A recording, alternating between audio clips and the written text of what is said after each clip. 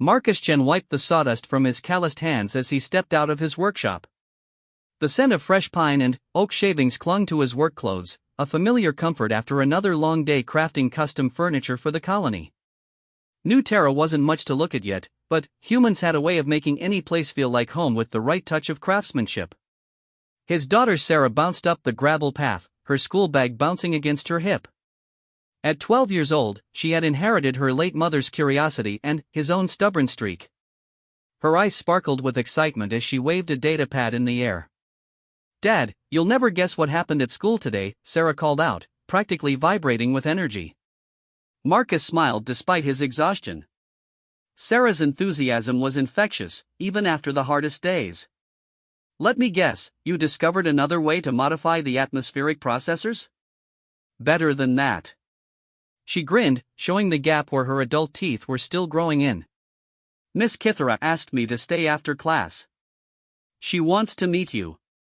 Marcus felt his stomach drop. Miss Kithera was Sarah's xenobiology teacher, one of the few non-human educators on New Terra. She belonged to a species the colonists had nicknamed dragons for obvious reasons. Standing nearly 8 feet tall with scales that shifted between deep emerald and midnight blue, razor-sharp claws, and eyes that glowed with an inner fire, the Vy'keen were intimidating even when they tried to be friendly. "What did you do this time, kiddo?" Marcus asked, though he kept his tone light. Sarah had a tendency to ask questions that made teachers uncomfortable, especially about the differences between species. "Nothing bad, I promise." She said, "I have a natural talent for understanding interspecies biology. She thinks I could get into the Advanced Sciences program next year if I keep working hard." Sarah's pride was evident, but there was something else in her expression. A nervousness that Marcus recognized from when she wanted something. Marcus nodded slowly. The Advanced Sciences program was prestigious, offering direct pathways to the Galactic University system. It would mean a bright future for Sarah, something his wife Elena would have been proud of. But it also meant spending more time around aliens, and Marcus wasn't entirely comfortable with that idea. "She wants to have dinner with us tomorrow night," Sarah continued, watching her father's face carefully. "To discuss my potential and the program requirements. I told her you'd be happy to meet her." The lie hung in the air between them. Marcus was many things, but happy about having dinner with a 7-foot dragon creature wasn't one of them. Still, he looked at his daughter's hopeful face and found himself nodding. "Of course, sweetheart. We'll have her over for dinner." Sarah's face lit up like a supernova. "Really? You mean it?" "I mean it. Your education is important." Marcus ruffled her hair, already wondering what he'd gotten himself into. "But we're ordering pizza. I'm not cooking for a dragon." "Dad, they're called Vy'keen," Sarah corrected with the patience of someone who'd had this conversation before. "And Miss Kithera is actually really nice once you get to know her. She tells the most amazing stories about her homeworld." The next evening arrived faster than Marcus would have preferred. He'd spent the day trying to focus on work, crafting a dining set for the Morrison family, but his mind kept wandering to the upcoming dinner. "What did you talk about with an alien? Did they eat the same food? Were there cultural taboos he needed to avoid?" Sarah had spent the afternoon cleaning the house with military precision, something she usually had to be threatened into doing. She'd even picked flowers from their small garden to put in a vase on the table. Her excitement was palpable, and Marcus found himself getting caught up in it despite his reservations. The doorbell rang at exactly 6 o'clock. Marcus opened the door to find Miss Kithera standing on his porch, and, for a moment, he forgot how to breathe. Up close, she was even more imposing than he'd expected. Her scales caught the evening light, creating an almost hypnotic pattern of green and blue. Her eyes, a brilliant amber color, held an intelligence that was both alien and familiar. "Mr. Chen," she said, her voice carrying a slight harmonic undertone that made his name sound like music. "Thank you for inviting me to your home. Sarah speaks of you constantly." Marcus found his voice after a moment of stunned silence. "Miss Kithera, please come in. Sarah's been looking forward to this all day." As she stepped through the doorway, Marcus noticed how carefully she moved, conscious of her size in the human-scaled house. She wore what appeared to be formal attire for her species, a flowing garment that accommodated her tail and wings while maintaining an air of dignity. "Sarah tells me you're a carpenter," Miss Kithera said as they walked toward the living room. "Woodworking is considered a high art on Vikar. We have great respect for those who can shape living material into lasting beauty." Something in her tone suggested genuine respect, not just politeness. Marcus felt some of his tension ease. "It's honest work. Been doing it since I was Sarah's age, learned from my father." Sarah appeared from the kitchen, practically glowing with pride. "Miss Kithera, Dad made all the furniture in our house. Even my bed has these amazing carvings of earth animals." Miss Kithera's gaze swept the room, taking in the handcrafted coffee table, the built-in bookshelves, and the intricate chair designs. Her amber eyes widened slightly, and she approached the coffee table for a closer look.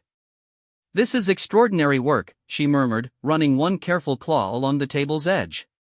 "The grain patterns you've chosen, the joinery, this speaks of true mastery. On my world, such craftsmanship would mark you as a guildmaster." Marcus felt heat creep up his neck. He wasn't used to such praise, especially from someone whose own species apparently valued the craft. "Thank you. I just try to bring out what's already in the wood." "Exactly." Miss Kithera's eyes met his, and, for a moment, the cultural divide seemed to disappear. "You understand the philosophy.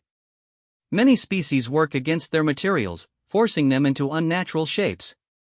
Humans seem to have an instinct for partnership with what they create." Sarah beamed as she watched the exchange. "See, Dad? I told you Miss Kithera was incredible." They moved to the dining room, where the pizza had arrived just in time. Marcus had worried about dietary restrictions, but Miss Kithera assured him that Viking were omnivorous and could enjoy most human foods. As they ate, she began sharing stories about her homeworld, describing cities built into massive trees and artisans who could shape stone with their bare claws. "Sarah shows the same intuitive understanding of biological systems," Miss Kithera explained between bites of pepperoni pizza. "She grasps concepts that take other students weeks to learn. Yesterday, she correctly theorized about Centaurian reproductive cycles without any prior study of their species." Marcus watched his daughter's face light up with pride. Sarah had always been bright, but hearing it from someone with Miss Kithera's credentials made it feel more real. The Advanced Sciences program would allow her to study with some of the finest xenobiologists in the galaxy, Miss Kithera continued. She could make genuine contributions to interspecies understanding. Perhaps even help us solve some of the medical challenges we face in mixed colonies like this one. "What kind of challenges?" Marcus asked, genuinely curious now. Miss Kithera's expression grew thoughtful. "Disease vectors that jump between species, atmospheric requirements that conflict, nutritional needs that create supply problems." Sarah's insights could help develop solutions that benefit everyone. As the evening wore on, Marcus found himself relaxing more than he'd expected. Miss Kithera was knowledgeable, passionate about education, and clearly cared about Sarah's future. She asked thoughtful questions about his work and shared stories that had both him and Sarah laughing. But, as the night progressed, something began to bother Marcus. Not about Miss Kithera herself, but about the implications of what she was offering. The Advanced Sciences program would mean Sarah spending years studying alongside aliens, potentially leaving New Terra for schools on other worlds. It would mean a life very different from the one he'd imagined for her. When Miss Kithera mentioned a summer research program on the Viking homeworld, Marcus felt his chest tighten. The idea of Sarah traveling to an alien planet, surrounded by creatures he barely understood, triggered every protective instinct he had. "That sounds like quite an opportunity," he said carefully, "but Sarah's still young. Maybe we should focus on local education for now." Miss Kithera's amber eyes studied his face, and Marcus got the distinct impression she could read his discomfort. "Of course. There's no rush. Sarah has years to develop her interests." But Marcus could see the disappointment in his daughter's eyes, and it made his heart ache. Sarah had been excited about the possibilities Miss Kithera described, and now he was taking them away out of fear. After dinner, as Miss Kithera prepared to leave, she thanked them both for their hospitality. "Sarah, continue to ask those wonderful questions of yours. Never lose that curiosity. Sarah nodded enthusiastically, but Marcus could see she was thinking about something. Miss Kithera, could I show you something before you go? She led them to Marcus's workshop, flicking on the lights to reveal his current project. The dining set for the Morrisons sat half-finished on his workbench, the wood gleaming under the workshop lights. But Sarah walked past it to a smaller project tucked in the corner. Dad's been working on this for months, Sarah said, her voice filled with pride. He thinks I don't know about it, but I've seen him out here late at night. Miss Kithera approached the covered project, and Sarah pulled away the cloth to reveal an intricate wooden sculpture. It was a representation of the new Terra colony from above, complete with miniature buildings, trees, and even tiny figures representing the different species that lived there. Humans, Vy'keen, Centaurians, and others were all carved with incredible detail and placed throughout the miniature landscape. Marcus felt his face burn with embarrassment. The sculpture was something he'd been working on in his spare time, a way to process his feelings about the increasingly diverse colony. He'd intended it as a gift for Sarah's graduation, but now it felt exposed and vulnerable. Miss Kithera studied the sculpture in silence, her amber eyes taking in every detail. She noticed how the different species were positioned not separately, but integrated throughout the community. Humans and aliens working side by side, children of different species playing together, families of mixed heritage sharing meals. This is... She paused, searching for words. This is perhaps the most beautiful representation of interspecies harmony I have ever seen. The detail work is extraordinary, but, more than that, it captures something essential about what we're trying to build here. Marcus shifted uncomfortably. It's just a hobby project. No, Miss Kithera said firmly. This is art. This is vision. This shows an understanding of our shared future that goes beyond words or policies. She turned to face him directly. You see what Sarah sees, don't you? The possibility of something greater than the sum of our parts. Marcus looked at the sculpture, then at his daughter's excited face, then back at Miss Kithera. Something in her expression had changed. The professional distance was gone, replaced by something more personal. You're afraid, she said gently. Not of me, but of losing Sarah to a world you don't understand. Marcus felt his defenses rise. I just want what's best for my daughter. As do I. Miss Kithera's voice carried a warmth that surprised him. But perhaps we should let Sarah decide what that means. Sarah looked between the two adults, sensing the tension. I don't want to leave Dad behind. I just want to learn everything I can about the galaxy we live in now. Miss Kithera nodded slowly. The Advanced Sciences program has options for family involvement. Parents are encouraged to participate in educational trips and cultural exchanges. It's not about separation, but about expanding horizons together. Marcus felt something shift inside him. Looking at his sculpture, seeing the integrated community he'd unconsciously created, he realized that his fear wasn't about Sarah's safety.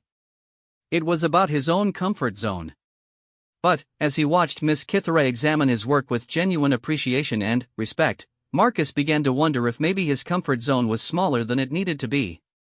Sarah was growing up in a galaxy very different from the one he'd known, and perhaps it was time for him to grow as well.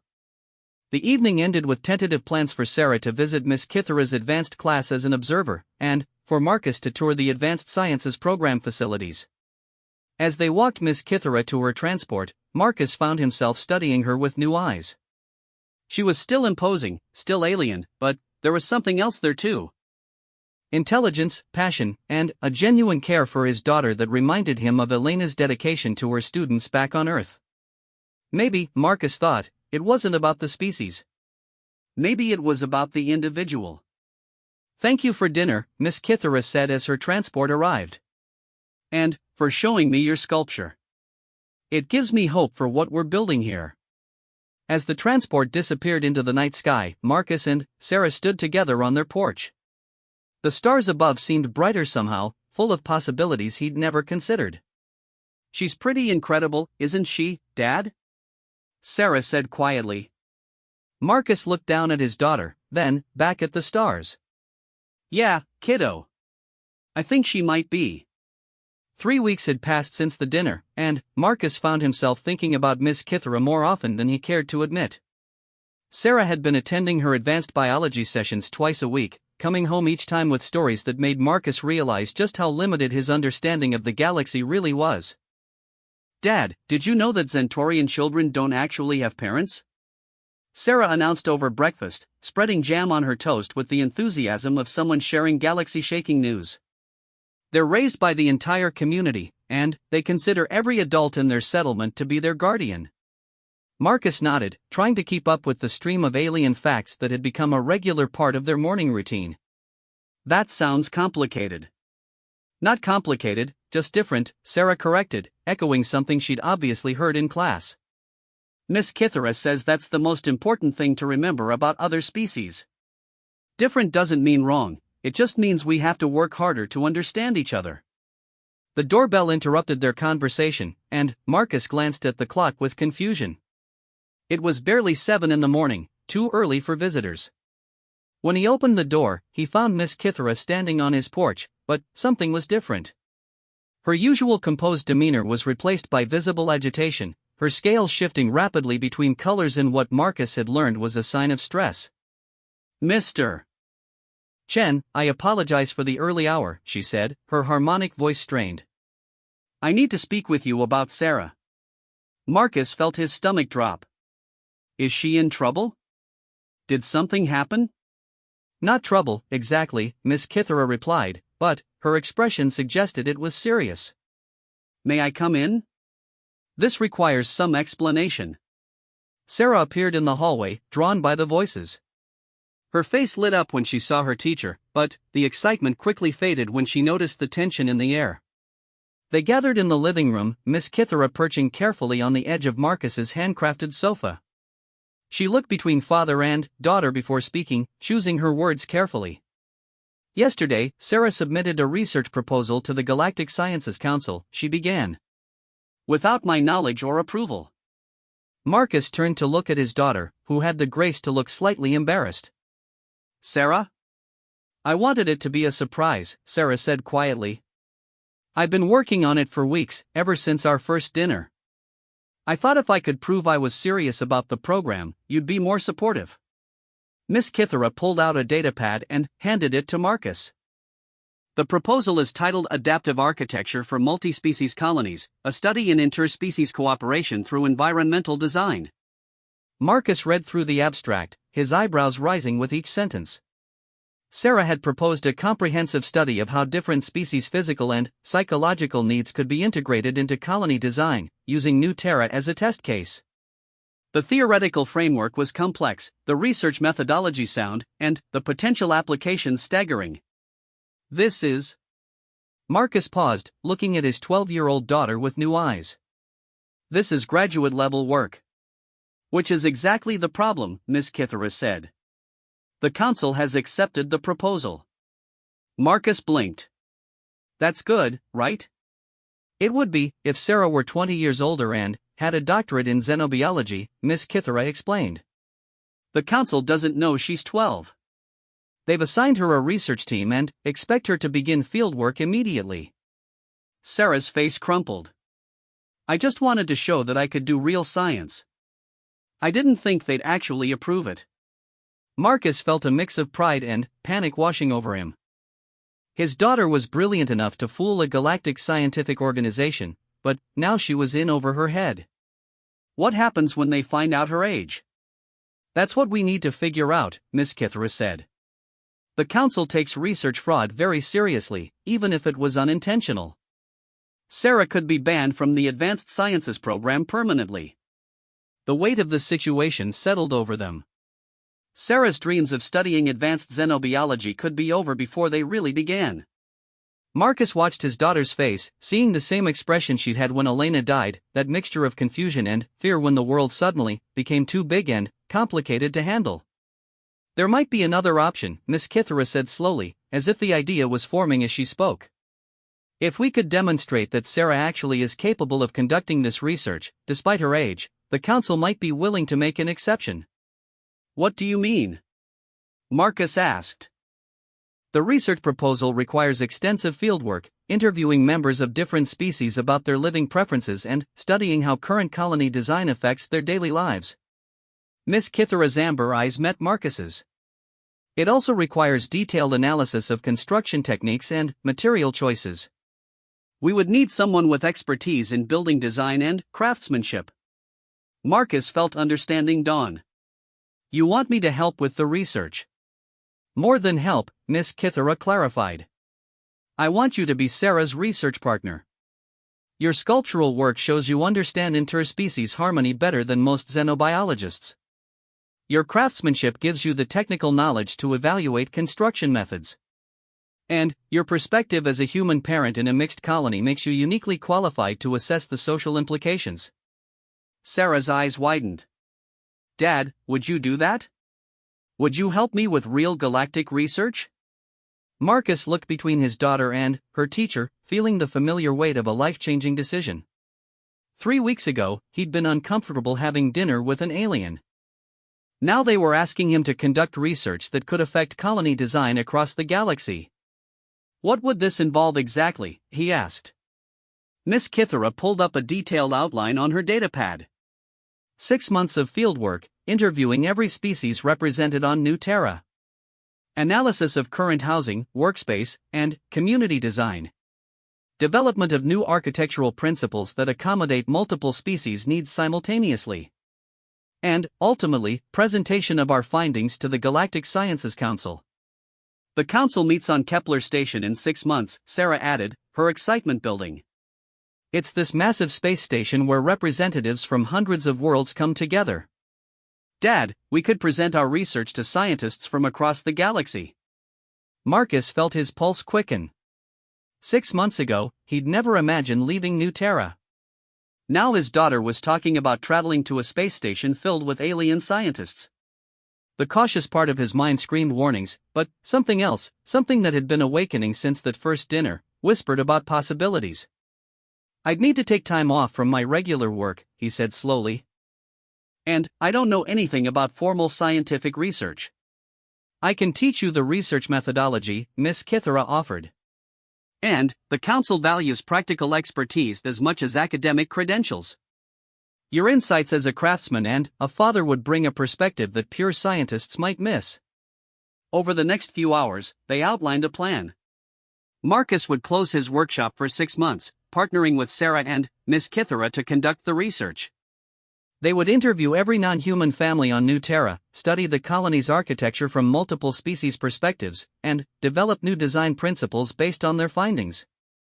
The first interview was scheduled for that afternoon with the Voss family, a group of Xentorian traders who had settled on New Terra 2 years earlier.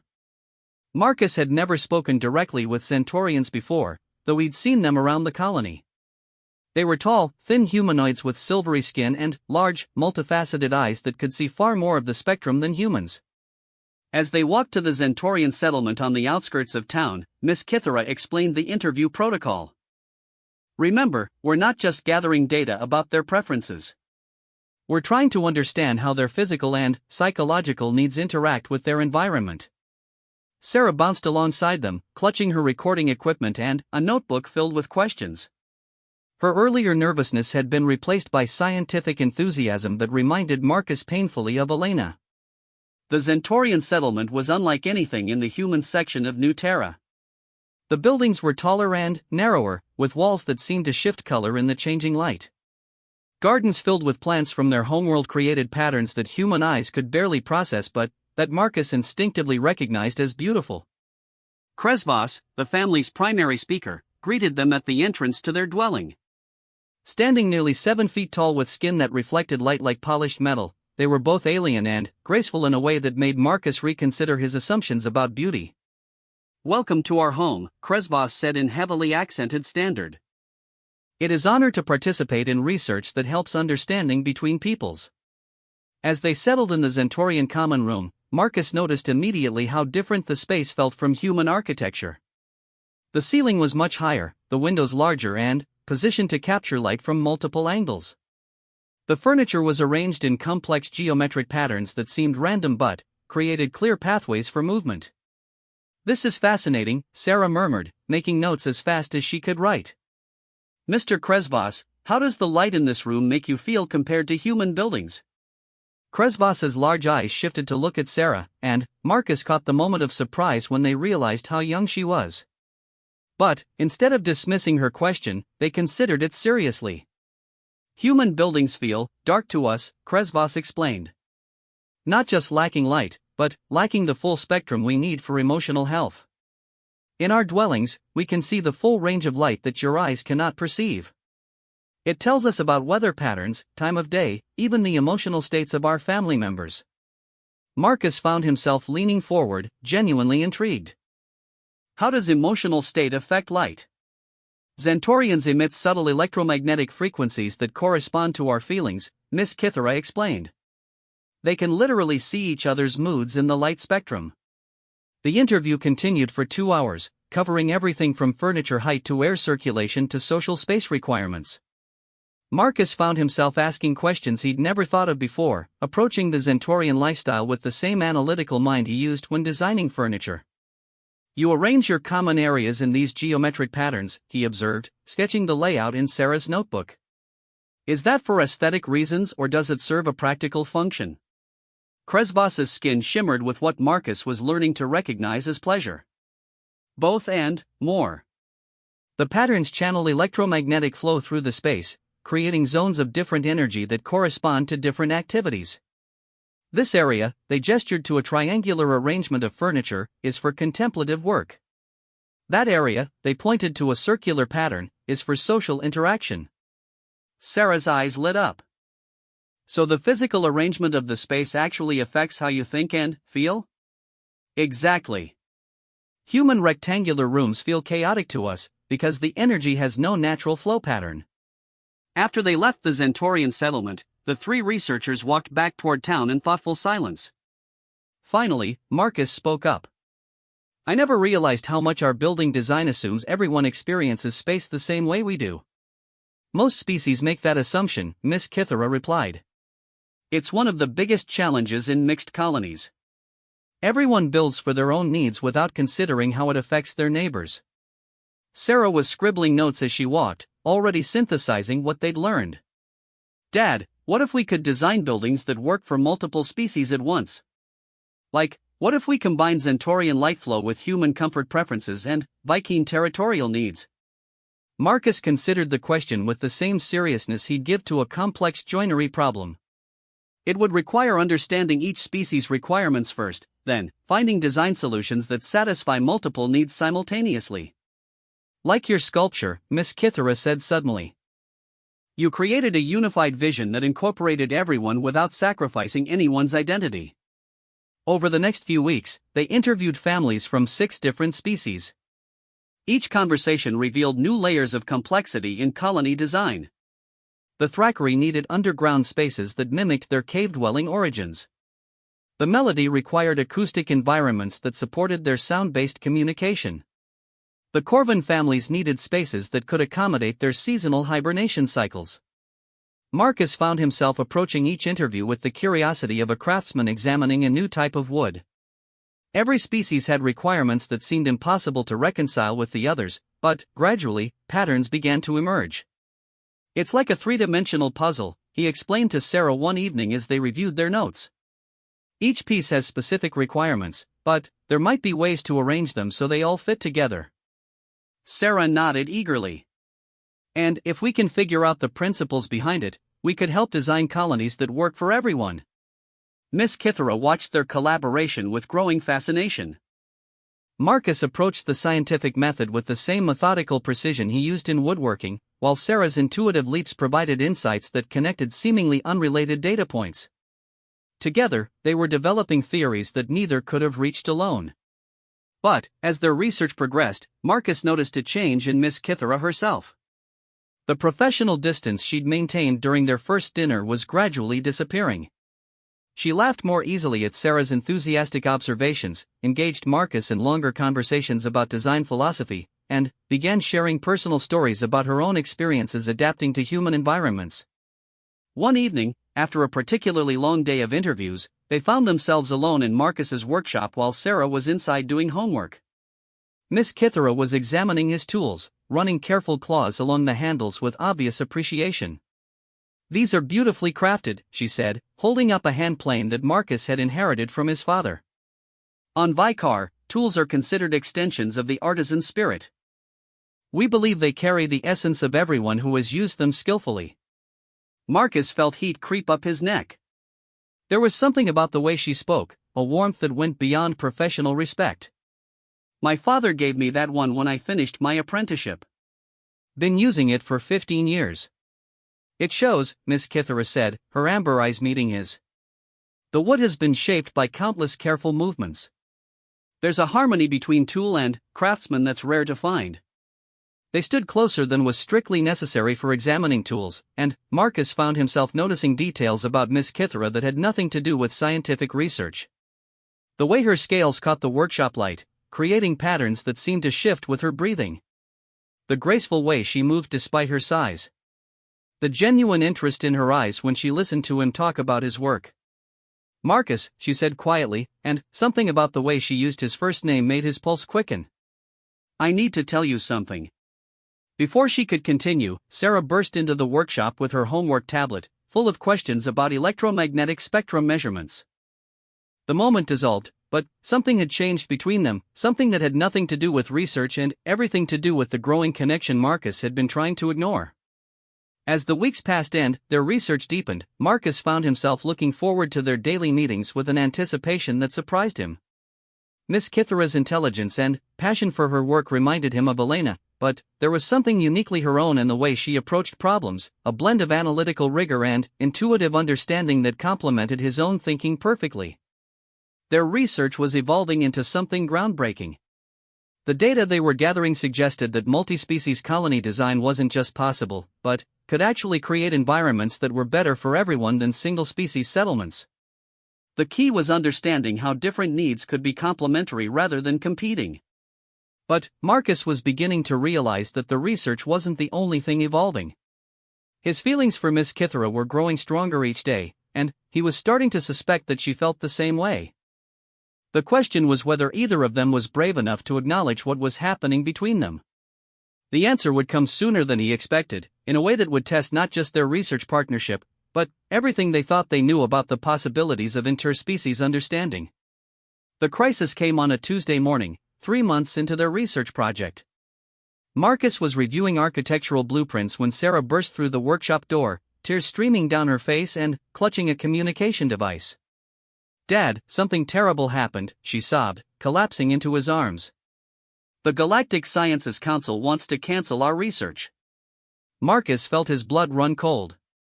"What do you mean, cancel it?" Sarah handed him the device, which displayed an official message from the Council's Ethics Committee. As Marcus read through the formal language, his heart sank. Someone had filed a complaint questioning the research methodology and the qualifications of the research team. The Council was launching an investigation that could take months to resolve, effectively ending their work. Who would do this? Marcus asked, though he suspected he already knew the answer. Dr. Brennan, Sarah confirmed, naming the human xenobiologist who had been openly critical of alien integration policies. "He says our research is amateur anthropology conducted by unqualified individuals and that allowing a child to lead a galactic research project sets a dangerous precedent." Marcus felt anger building in his chest.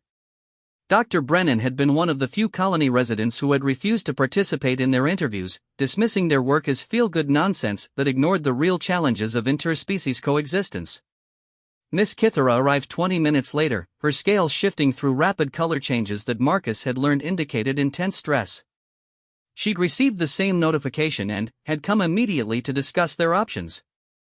"The investigation will take at least 4 months," she explained, settling carefully into one of Marcus's workshop chairs. "By the time it's resolved, the Council's research cycle will be over. We'll have lost our chance to present at Kepler Station." Sarah wiped her eyes with the back of her hand. "So that's it? All our work for nothing?" Miss Kithara's amber eyes met Marcus's, and he could see her frustration mirrored in her expression. They'd made genuine discoveries about multi-species colony design, developed new theoretical frameworks that could revolutionize how mixed settlements were planned. But bureaucracy and prejudice were about to destroy months of careful work. There might be another option, Marcus said slowly, an idea forming as he spoke. What if we don't wait for the council's permission? Both Sarah and Miss Kithera looked at him with confusion. The complaint is about our qualifications and methodology, Marcus continued. But what if we could demonstrate the practical applications of our research right here on New Terra? Show that our theories actually work? Miss Kithera's scales began to settle into their normal pattern as she considered the idea. You mean implement some of our design principles in actual construction projects? Exactly. Marcus felt excitement building as the plan took shape. The Morrison family's house was damaged in last week's storm. They need extensive repairs. What if we offered to rebuild it using our multi-species design principles? Sarah's face lit up with understanding. And if we could get other families to participate, we could create actual examples of interspecies architecture. But we'd need cooperation from non-human families, Miss Kithera pointed out. And construction materials, permits, funding. Marcus grinned, feeling more energized than he had in weeks. Leave that to me. I know every builder, supplier, and permit officer on New Terra. And I think our research subjects might be more supportive than you'd expect. The next few days were a whirlwind of activity. Marcus called in every favor he'd accumulated over years of craftsmanship, while Sarah and Miss Kithera refined their design principles into practical building specifications. The response from the colony's non-human residents was immediate and enthusiastic. Kresvos offered to help design lighting systems that would work for both human and Zentorian vision. The Thackeray family volunteered to contribute underground foundation techniques that would create natural cooling systems. Even the reclusive Melody offered to help develop acoustic designs that would improve sound quality for all species. This is remarkable, Miss Kithera said as they reviewed the volunteer list. In 3 months of research, you've built more genuine cooperation than most colonies achieve in years. Marcus felt warmth spread through his chest at her praise, but there was something else in her expression, something personal that went beyond professional admiration. The Morrison House project became the test case for their theories. Working with a team of mixed-species volunteers, they designed a structure that incorporated Zentorian light flow principles with human comfort requirements and Viking territorial considerations. The result was unlike any building on New Terra, but it felt right in a way that Marcus couldn't quite explain. Sarah documented every step of the construction process, recording interviews with the workers and residents as the project progressed. Her natural enthusiasm and genuine curiosity broke down barriers that had existed for years between different species groups. You know what's amazing, she told Marcus one evening as they reviewed the day's footage. Everyone's learning from each other. Mr. Thompson is using Thackeray Foundation techniques in his own projects now, and Kresvos is teaching other Zentorians about human joinery methods. Marcus nodded, watching his daughter's excited face. The research project had changed her, given her confidence and purpose that went far beyond her age. But it had changed him too, opened his eyes to possibilities he'd never imagined. As the weeks passed and more buildings were completed using their integrated design principles, word of the New Terra experiment spread beyond the colony. Representatives from other settlements began requesting consultations. Trade delegations made detours to study their construction techniques. The Galactic Sciences Council's investigation suddenly seemed irrelevant compared to the real-world impact they were achieving. But the project's success also intensified Marcus's personal confusion about Miss Kithera. They were working together daily now, their collaboration becoming more intuitive and seamless. He found himself noticing the way her eyes lit up when Sarah made a breakthrough connection, the careful grace with which she moved through human-scaled spaces, the warmth in her voice when she spoke about their shared work. The moment of truth came on a Friday evening in Marcus's workshop. Sarah had gone to a sleepover at a friend's house, leaving Marcus and Miss Kithera alone to review construction plans for the next week. They'd been working in comfortable silence when Miss Kithera spoke suddenly. Marcus, I need to tell you something that I should have said months ago. He looked up from the blueprints to find her watching him with an expression he couldn't quite read. What is it? This research project, everything we've accomplished together, it's been the most fulfilling work of my career, she said, her harmonic voice softer than usual. But that's not just because of the scientific discoveries. Marcus felt his pulse quicken. Kythera. I know this is complicated, she continued. I know there are cultural barriers, practical considerations, professional ethics to consider. But I would be dishonest if I didn't acknowledge that my feelings for you have grown beyond mere professional respect. Marcus set down his pencil and looked directly into her amber eyes. I've been thinking the same thing. I just didn't know if it was possible, or appropriate, or terrifying? Miss Kythera finished with a slight smile that revealed her sharp teeth. Terrifying, Marcus agreed, then found himself smiling back. But also wonderful, in a way I wasn't sure I'd ever feel again. They moved closer to each other, and Marcus realized that this was another barrier being crossed, another assumption about what was possible being challenged and overcome. When Miss Kythera reached out to touch his hand with her careful claws, it felt as natural as breathing. Sarah knows, doesn't she? Miss Kythera asked quietly. Marcus laughed. Sarah figured it out before I did. She's been making increasingly obvious comments about how much time we spend together and how happy I seem lately. Smart girl. She gets that from her father. They were interrupted by the communication device announcing an incoming priority message. Marcus almost ignored it, but the council designation made him pause. When he opened the message, his eyes widened in disbelief. What is it? Miss Kythera asked. It's from the Galactic Sciences Council's Director of Applied Research, Marcus said, reading the message twice to make sure he understood correctly. They want to cancel the ethics investigation and fast-track our research for presentation at an emergency session on practical interspecies cooperation. Miss Kythera's scales shifted to brilliant blues and greens. What changed their minds? Marcus scrolled through the attached files and found documentation of their new Terra project's impact. Word of their construction innovations had reached the highest levels of galactic government, arriving just as the Council was dealing with design failures in several major mixed-species settlements. They need our solutions, Marcus realized. The theory is nice, but what they really want are practical applications that work in the real world. Over the next month, they prepared for their presentation to the Council with Sarah's help. The three of them traveled to Kepler Station aboard a transport that Marcus would never have imagined setting foot on a year earlier. Sarah was beside herself with excitement about visiting the massive space station, while Marcus tried to process the fact that he was about to address scientists from hundreds of worlds about architectural theory. Kepler Station was overwhelming in every possible way. The central hub alone was larger than New Terra's main settlement, with sections designed for dozens of different species' environmental needs. As they navigated the corridors toward the council chambers, Marcus noticed that many areas felt cramped and awkward, spaces where different species requirements had been awkwardly compromised rather than harmoniously integrated. Look at this, Sarah whispered as they passed through a junction between human and Viking sections. The ceiling heights are wrong for both species. It's too low for Viking and too high for humans. Nobody's comfortable. Miss Kythera nodded grimly. This is exactly what our research addresses. Compromise versus integration. The council chamber was a massive amphitheater designed to accommodate representatives from across the galaxy. As Marcus, Sarah, and Miss Kythera took their places at the presentation podium, Marcus felt a moment of pure panic.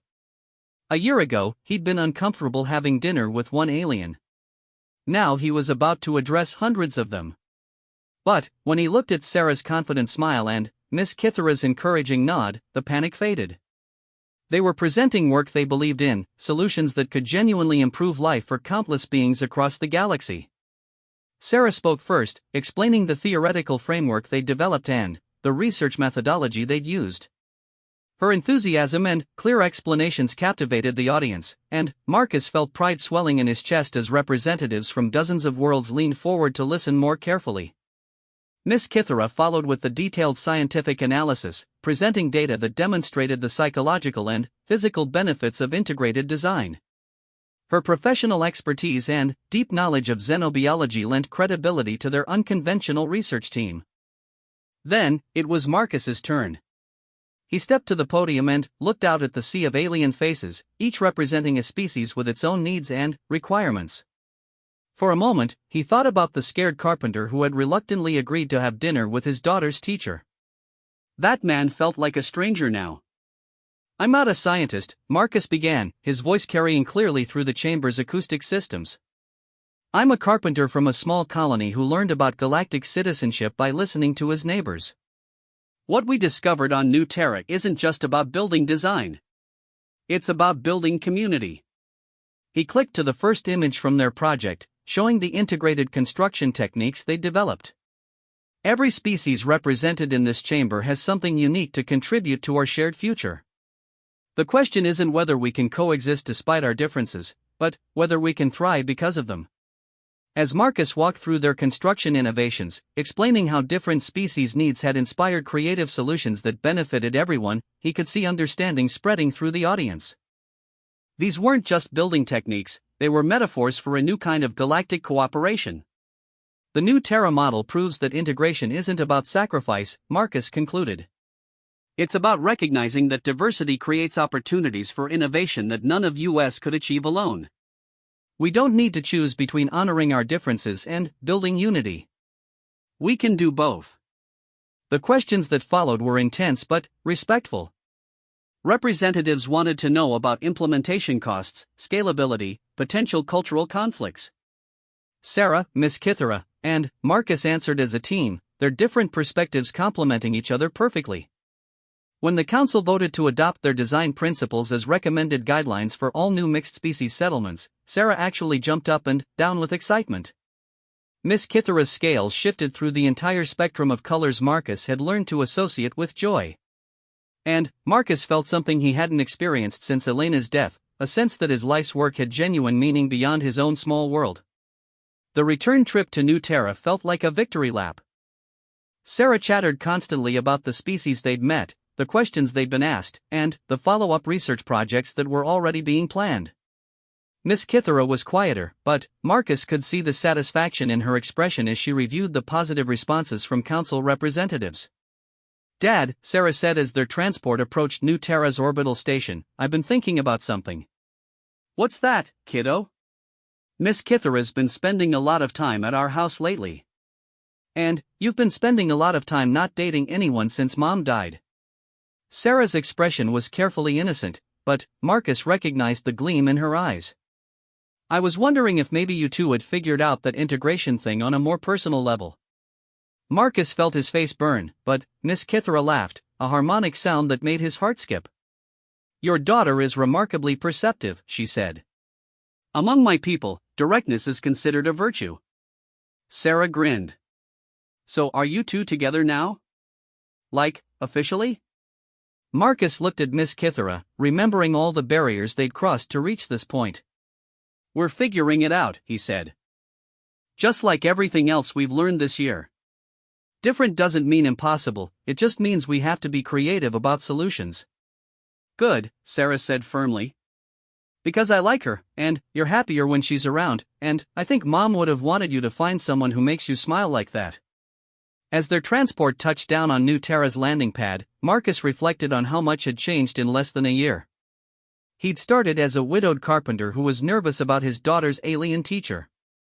Now he was part of a research team whose work would influence galactic policy, in a relationship that challenged every assumption he'd had about what was possible, raising a daughter who saw the galaxy as a place of infinite possibilities rather than frightening unknowns. The real victory wasn't the council's approval of their research, Marcus realized. It was the recognition that fear of the different and unknown was just another design challenge to be solved with creativity, patience, and the willingness to see potential where others saw only problems. Standing on the familiar ground of New Terra with Sarah bouncing excitedly beside him and Kithera's gentle presence at his side, Marcus looked up at the stars that had once seemed so distant and threatening. Now they looked like destinations, places where the principles they'd discovered could help build communities that celebrated what made each species unique while creating something greater than the sum of their parts. Sarah was right about one thing, Marcus thought as they walked toward their transformed home. Elena would have been proud, not just of their scientific achievements, but of the family they were becoming. Different species, different perspectives, different ways of seeing the galaxy, but unified by love, curiosity, and the shared recognition that the best solutions came from embracing rather than fearing the beautiful complexity of their diverse universe. 6 months later, when Marcus and Kythera announced their engagement at a ceremony that incorporated traditions from both their species, Sarah's only comment was that it had taken them long enough to figure out what she'd known from their first dinner together. Some barriers, she pointed out with 12-year-old wisdom, were meant to be crossed. The wedding itself became another experiment in integration, bringing together craftsmanship traditions from both worlds and creating something entirely new. Just like their research, just like their relationship, just like the galaxy they were helping to build, one thoughtful connection at a time.